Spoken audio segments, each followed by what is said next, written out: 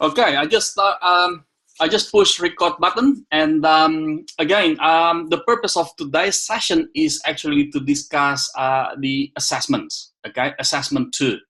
All right. I believe you can see my assessment to advice, and I copy and paste from the assessment brief actually. So just to summarize a number of texts and to highlight the main ones that I'd like you to look at. Of course, you need to look at the rubric as well. Okay. This is the continuation of assessment 1, and in terms of outcome of the assessment, it is pretty much like writing a marketing plan. So we are writing a marketing plan, almost like a marketing plan, because in real life, marketing plan also requires us to do financial projection. But I think if you look at the tasks, we are not required to do the financial projection. Okay, now the relevant tools, concepts. Now, okay, I need to highlight to you carefully, because the situational market analysis that includes past, SWOT, and so on and so forth, it is my recommendation. Is it a mandatory for you to include? No, it is not a mandatory for you to include, but that helps you to substantiate your arguments when you outline the strategy for the business. Okay. And the other ones are basically mandatories for you. Well, look, I would strongly recommend you to use them, because they are the relevant tools or concepts that we need to use. Okay. All right. So executive summary, write it at the last. Okay. Now I got a question just a few days ago asking me the number of words for each section. Well, look, I do not want to increase your stress level. You have a word limit already, 3,000 words. Please include, plus minus 10%. Okay, and if I put this number of word, that number of word, all right, there are two issues in there. First, that will increase that will add some more limitation for you. Second, it is not realistic. Okay, in real life, what you want to achieve is actually more into the purpose of each section. Executive summary, for instance, it is to give us a snapshot, right? It is to give the top executive the snapshot, right? So bring the insights. Okay, this is where you also talk about. You can talk a little bit about your situation analysis, right? Just the ones that you think the major driving forces in this industry, all right? And outline your strategies, right? And briefly, and that's basically your executive summary, all right? The problem with executive summary, in my experience, is a lot of people use these to introduce the company, right? Introduce the company or product. Well, it is not. All right, this is not the purpose. This is not the purpose. Okay, this is not the purpose to introduce the company in this instance, right? For your executive summary. And then introduction, which is basically a brief summary about the company, product. This is where you talk about the introduction. You introduce the company, you introduce the product, service, activities. Okay. And this one here, just put it here as kind of mandatory. Yep. Yes, Lydia. Sorry, Eddie. So you said that because in some subjects I've been told that the executive summary didn't count for the word counting. Mm-hmm. So I didn't understand what your answer was. Can you repeat it, please? Okay. All right. I don't know how the other subjects are managed. All right. We have 3,000 words. Okay. Plus minus 10%. Okay. So if you exceed by 300, maximum 500 words, that should be fine. Okay. Executive summary is included in the word count. Okay. It is. Yes. Executive summary is included in the word count. The ones that are excluded in the word count, right? Just type in here. Word count. Okay, you can ignore not included in the word count, not included in the word count. Okay, your title page, table of content, references, and appendices. and appendices, right? They are not included in your word count, right? The others are included in your word count, all right? I'm not going to make any suggestion in terms of how many words should be in here, how many words should be in there, as long as you deliver that, as long as you deliver the purpose, okay? So again, this is not to introduce the product or the company or the again, okay? This is not the purpose of the exact summary, okay? Does it answer your question, Lydia? Yes, thank you, Eddie. All right, brilliant. Okay, so again, 3,000 words plus minus 10%. Okay, you write 3,300. Okay, well, let's say top 3,500. You'll be fine. I'm not going to penalize you on that. Okay. Now, the next one is introduction. As mentioned to you before, I believe this one should be fine for everybody. Okay. And look, a brief summary of situation analysis. This is my recommendation. Okay. Let me just put it here, optional for you.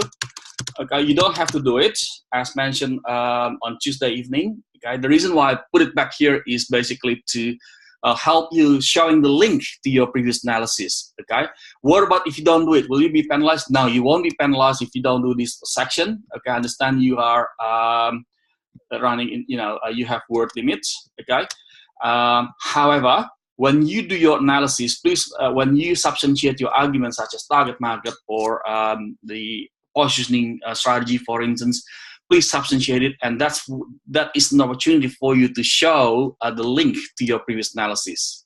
Okay, hopefully that gives you a bit of idea in terms of managing number of words, right? Alternatively, okay, this section could go into your brief background of the summary. Your brief background could go into your appendix. Okay. Now, although it is in the appendix, make sure that you use it to substantiate your argument. Okay.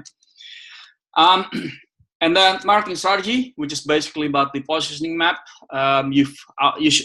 Target market. Please use 4 segmentation variables. Geographic, demographic, psychographic, and behavioral. Okay, and please substantiate your argument. You can use, you can relate that back to the value of the product. And I would appreciate if you can also include 1 or 2. Look, I don't think you have enough word to cover everything. If you can include 1 value segment that you believe would be your target market, right? In real life, marketers use 1 or 2 value segments if they use Roy Morgan value segments, okay? And show the link, okay? And show the link, between the 2 segmentation target market approach, okay? And then marketing strategy. Sorry, Eddie. Yep. Eddie, it's Barbara. Sorry, can I ask a question just about that one? Because I've been looking at this last night. Mm-hmm. With the 4 segmentation variables, yep. Could you repeat what they were again? Because I'm having a little trouble locating them. All right. As probably from looking. I'm trying to study everything, like I'm sure everyone else is. The 4 segmentation variables. Now, is that in our course notes? It is. You can look at module 2 PowerPoint presentation slides. I that right. Christmas, the one before Christmas. Okay. That's it. All right. I need to go backwards because I just mistakenly assumed it to be the second half of our materials, but I need to go backwards. Yep. Thank you. No problem. Look, what I will do is I have a pretty good example from one of the textbook. I'm going to upload a scanned copy of that page, right? Only 1 page. Okay, and you can look at it as kind of example on how we can use 4 segmentation variables. Yeah, right. 4 segmentation variables include geographic, which is basically the process of dividing the customers based on geographical units. Okay, geographical units. Okay, what are geographical units? Well, they include cities, right? Urban, rural or urban. Okay. Counties, neighborhood, okay, or countries, okay. So there are types of segmentation, okay, variable, All right. So if you segment your target market, let's say, if you say my target market are those who live in the key cities in Australia, like Sydney, Melbourne, Adelaide, and so on and so forth, you are actually using geographical unit. Okay. The next one is demographic variable, which is basically using demographic factors such as age, income, education, occupation, okay, and family status, such as marital status, for instance, okay, gender, okay, and so on and so forth, right? That reminds you the census survey, okay, that the government normally conducts, right? So that's geographical segmentation. Now, in saying that, all segmentation variables that you use, such as family status, gender, counties, and so on and so forth, should help you to understand whether the customers are different or not. Because in some instances, as discussed in the segmentation topic, the gender may not be a good variable to segment certain product category. All right. For instance, drink water. Well, both genders need water, okay, but some other brands may use the gender to help them segmenting the target market. If you look at Blink H2O water that I discussed some time ago, it's pretty much women that they're targeting, fancy fashion type of things that they do. Therefore, they also use the Swarovski crystal for their brand. Okay. The next one, psychographic.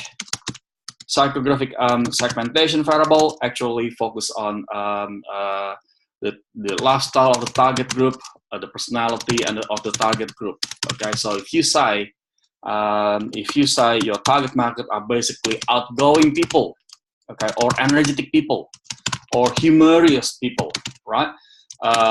Humorous people, for instance. Okay, so you are actually using psychographic.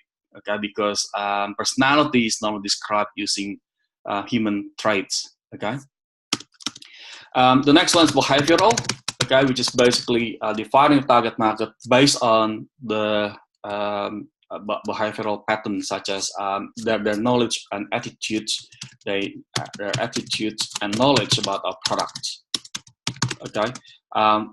What are the examples? Well, examples include their usage. Okay, whether they use it every day. Okay, some product categories require the marketers to think about usage, for instance, because their products should be used every day. Breakfast cereal, as an example. Okay, or user status is another one. Okay, whether they're users or not. If you target users, then you don't need to explain the benefit of the product, in more detail. Okay, you just need to reinforce it. Okay, or whether they are heavy users or light users. Okay, so there are some examples of behavioral segmentation. Okay, or you can also look at the occasion when the product is used. Is that if you look at sanitary napkin, for instance, it is once a month, for instance. Okay, or some product is used in the morning and in the evening. Toothpaste, for instance. Okay, so that's another example of behavioral segmentation variable that we can use to describe our target market. Okay, does it answer your question, Barbara? It does. And I had another question, if that's all right, Eddie. Because we're, Donald B. Chocolates we're a made-up company and we're kind of creating this as we go along. I think what bit of the feedback I got in my last assignment was, where's your proof, or how do you justify this? So if I'm sort of saying that my Donald B. Chocolate people, they're hipsters, they live in urban areas, they tend to be, I think I said, they're well educated or they're at university, etc. Do I have to find some sort of academic justification or reference for my comments about these people, or? No, not really. Look, you're in the right direction. You can use any techniques to justify your arguments, right? Just in the case of target market, there are two things I'd like to recommend you when it comes to substantiation your arguments. Okay, the first one is like what you just mentioned to me from academic perspective. You explain from the concept perspective. Okay, you explain it. Okay, this is what the concept is all about. This is the hipster is all about. Okay, the second thing that you also want to show from practical perspective is basically to show the whether the target market that you outline is resonates to the value that they offer.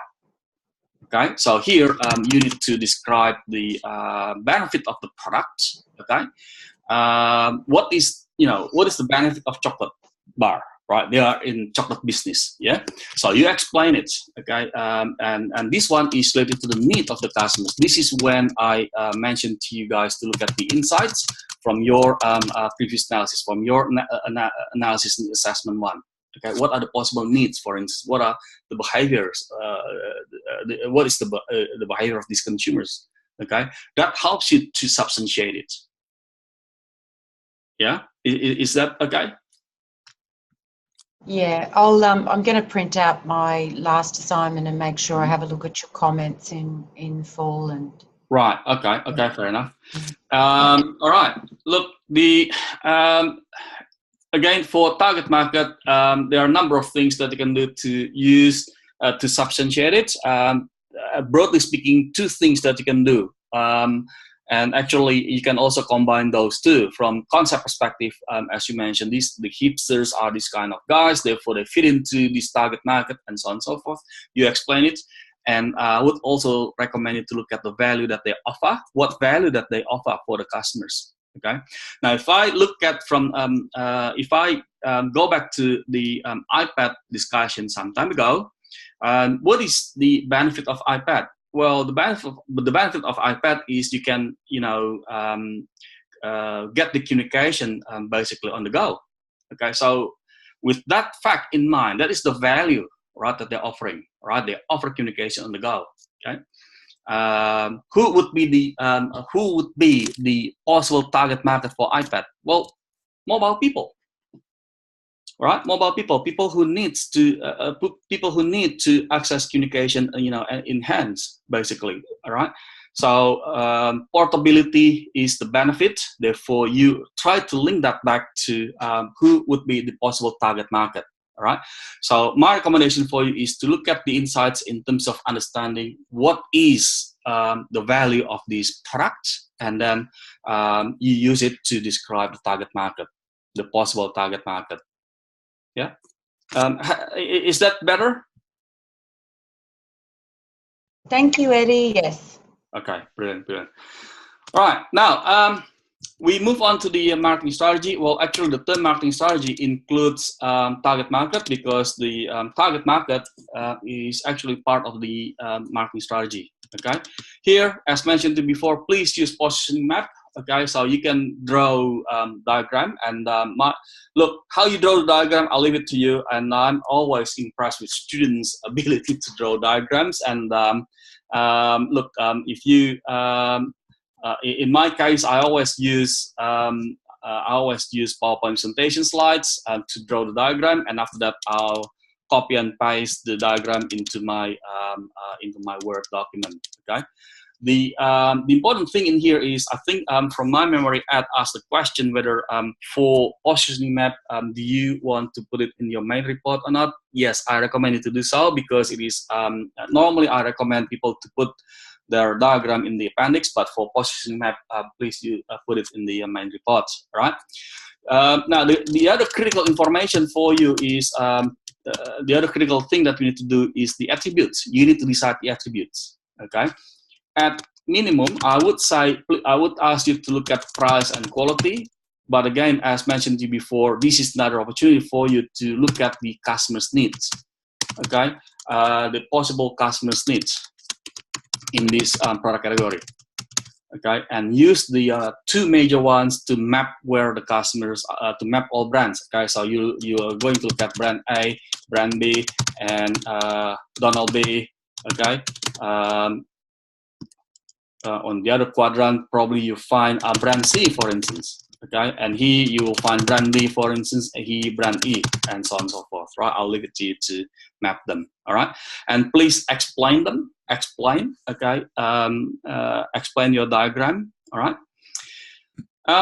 After that, the next thing that we need to do in terms of positioning is to write a positioning statement. A positioning statement is normally written as to whom you are what, or to what target market. To those who want a more detailed explanation, the detailed formula, you can use to what target market is what need. Our brand is what with what point of differentiation. Now, this point of differentiation, if you look at your rubric, you'll find the word competitive advantage, okay, in relation to your positioning. Okay, now that is the task of point of differentiation. Point of differentiation leads us to a competitive advantage. Okay, right. So now, one of the things that people may find it challenging is above here in the target market analysis, we use 4 segmentation variables. Okay, if you use Roy Morgan value segment, that is easier for you. You can just use this segment. Okay, to the high achiever, for instance. Okay, to the high achiever. Right, one of the segment in Roy Morgan value segment is high achiever. I don't think you are going to target fairer deal. Okay, I don't think you will target basic need people. You may want to think about those kind of those guys or young achievers. Right. I don't know whether it is socially aware group. All right. So let's say to the high achiever, our brand is what? Donald B is what? Okay. Now that is the reason why I recommended to use the Roy Morgan value segment and show the link between this approach and 4 segmentation variables. All right.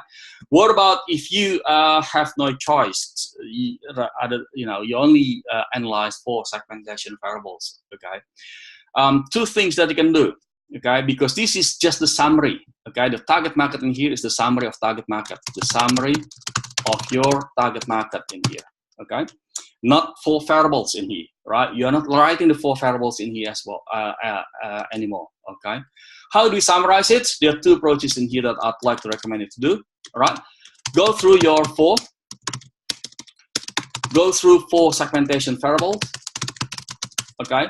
And step back. Which one word or 2 words maximum that describe everyone? Okay, so they're pretty much the one that you want to look at. Okay, the second thing is if you get headache. Okay, I'm not expecting you to get headache. Okay, look at your psychographic. Look at your psychographic. Okay. Because hopefully your psychographic segmentation reflects everybody, okay? Reflects everybody else, okay? Or closer to the need of the customers, okay? Any questions so far, guys? Hello. Oh, hello. Any questions? Oh, that's okay. No, that's fine. Right, brilliant. Okay. Now the next one is sorry. Yeah, maybe. I mean, I haven't started this positioning statement yet. So, so what you said is to go through the 4 segmentations variables again, but just make a summary of 1 or 2 words. Yep. Remember these 4 segmentation variables. You are using geographic, right? Demographic, psychographic, and behavioral. Yeah. Now, out of those words that you have used, right? Think about 1 or 2 words to describe your target market. Okay. Okay. That you can use to describe your target market, right? Because the summary of your target market in here, in your positioning statement, you only need to use 1, 2 words. Okay. To the socially aware group, for instance, our chocolate bar cares the environment. Yeah. Okay. Right? So you only need to use in your positioning statement is a statement that encapsulates your positioning strategy. Therefore, it has to be succinct. Yeah. Does it answer your question? Yes. Yes. Thank you. All right. Brilliant. Thanks a lot. Ed, you raise your hand, Ed.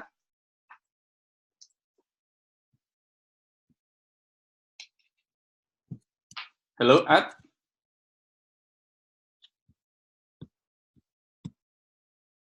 Oh, yeah. Any questions, Ed?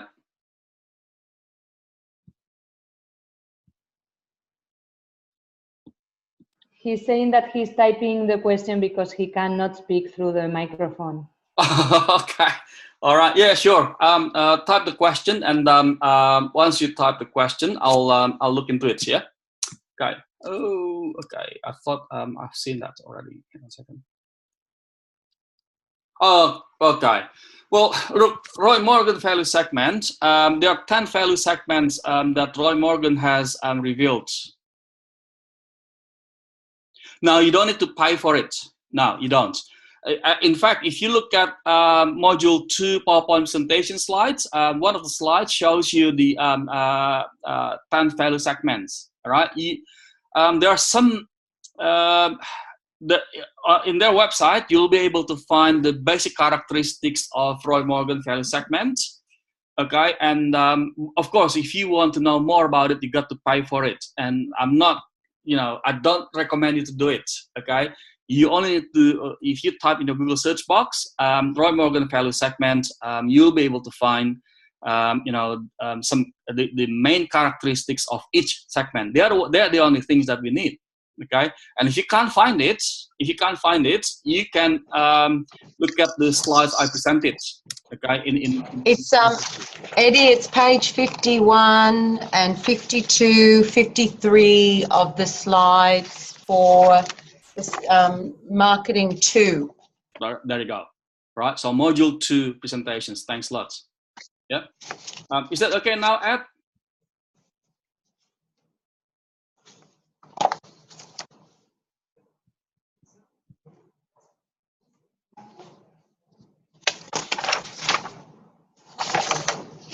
All right, brilliant. Okay, why don't you do this? Okay, look at that, right? Look at the slides and look at the,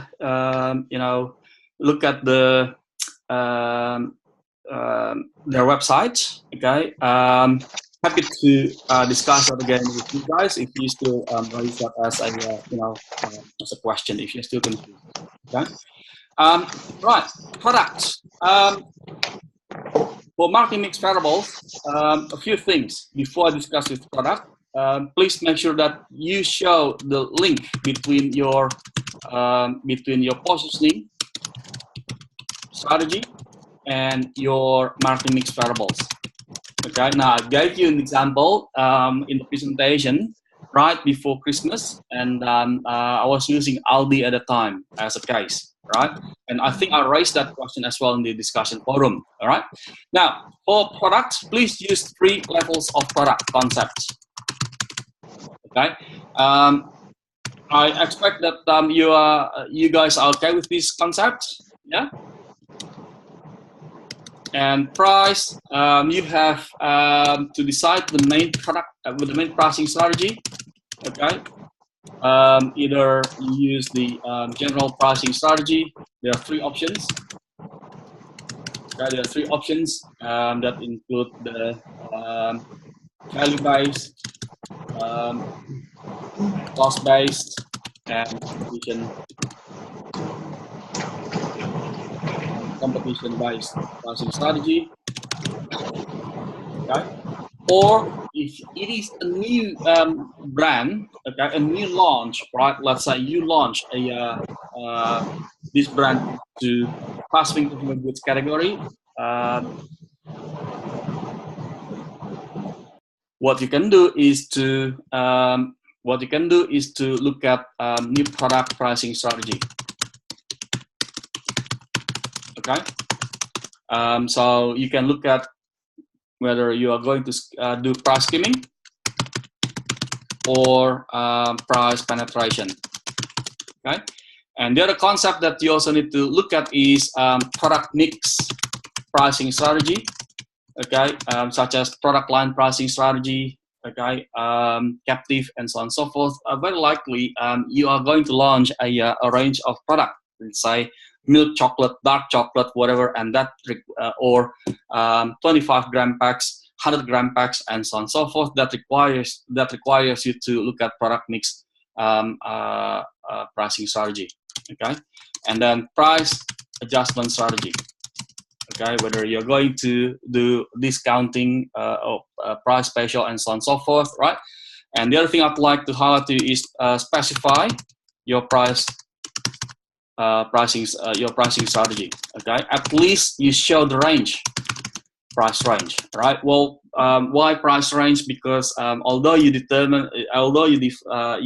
that the price would be $2, for instance, but in Australia we adopt retail recommended retail price. Therefore, it goes back to Woolworths and Coles to decide whether they want to sell it at $2. Okay, so you explain the range. The price of these 25-gram packs is ranging from this to that, for instance. The price of 100-gram packs is ranging from this to that, and so on and so forth. Okay. Placement. Please look at two concepts: the distribution coverage strategy. Okay, distribution coverage strategy, and the next one is marketing channel strategy. Okay, so distribution coverage strategy, we just discussed it on Tuesday. You are talking about intensive, selective, or exclusive distribution strategy. And then marketing channel strategy, you talk about direct channel strategy, indirect channel strategy, right, or hybrid. Okay, and after that you talk about the promotion. So far good, guys?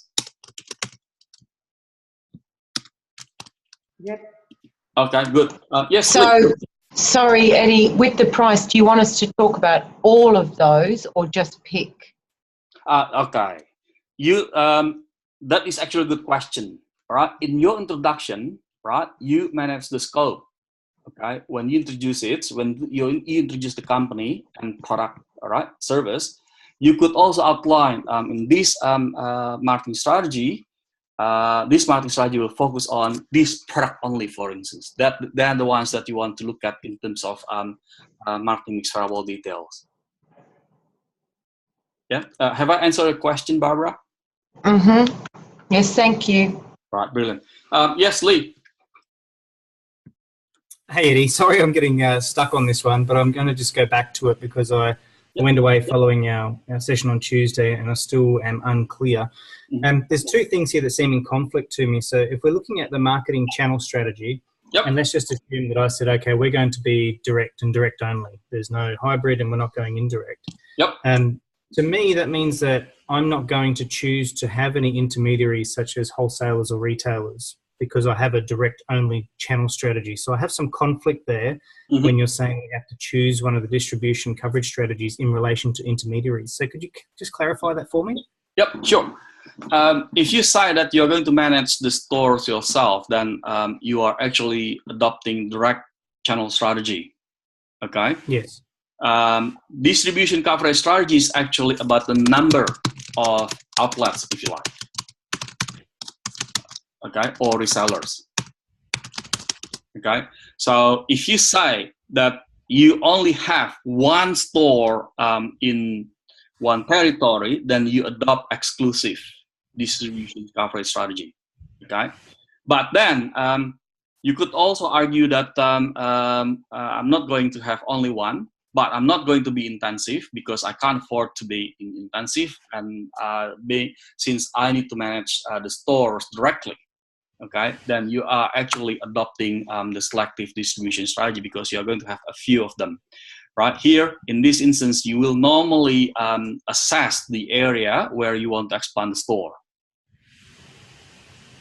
Okay. So if I understand you correctly, it's not so much about the intermediaries or the third parties that help you get your product to market.